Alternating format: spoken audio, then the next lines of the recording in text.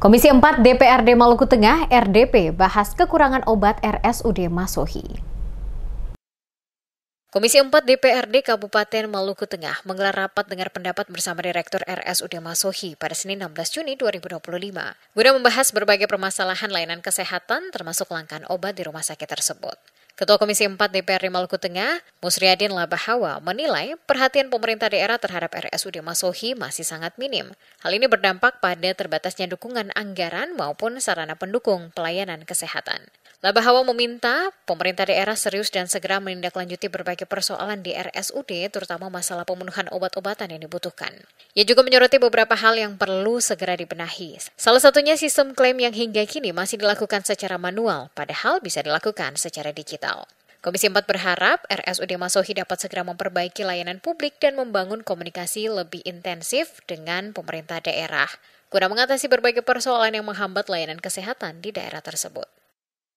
Kami ingin sampaikan kepada publik bahwa DPRD khususnya Komisi 4 yang bermitra dengan Direktur Rumah Sakit dengan RSUD secara kelembagaan tetap akan memperjuangkan menyampaikan aspirasi ini kepada pemerintah daerah, dalam hal ini Dinas RSUD Masohi.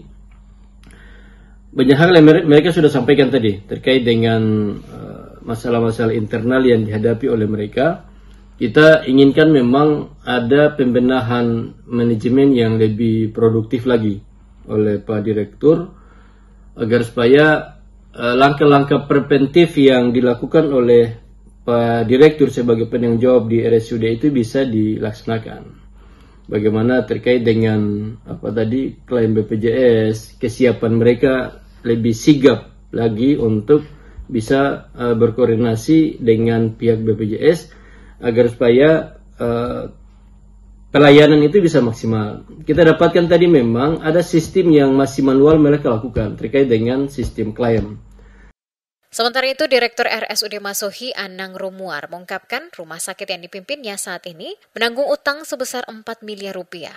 Ia juga menjelaskan bahwa proses pengadaan obat masih menghadapi berbagai kendala. Menurutnya, pengadaan obat dan bahan medis habis pakai kini dilakukan melalui sistem e-katalog oleh Unit Layanan Pengadaan atau ULP, sedangkan RSUD Masohi hanya berperan sebagai pengguna. Diketahui belakangan ini RSUD Masohi menjadi sorotan masyarakat karena pelayanan kesehatan semakin buruk. Sejumlah pasien dan keluarga pasien mengungkapkan harus membeli obat-obatan dari luar rumah sakit karena ketiadaan stok di instalasi farmasi rumah sakit. Tidak hanya itu, klaim penggantian biaya pembelian obat dari luar yang diajukan oleh pasien dikabarkan tak kunjung dibayarkan bahkan hingga bertahun-tahun. Kondisi memprihatinkan ini diperparah dengan keterbatasan alat-alat penunjang medis dan bahan habis pakai, termasuk sarung tangan medis atau handscone. Obat-obatan primer untuk tindakan operasi juga dilaporkan habis.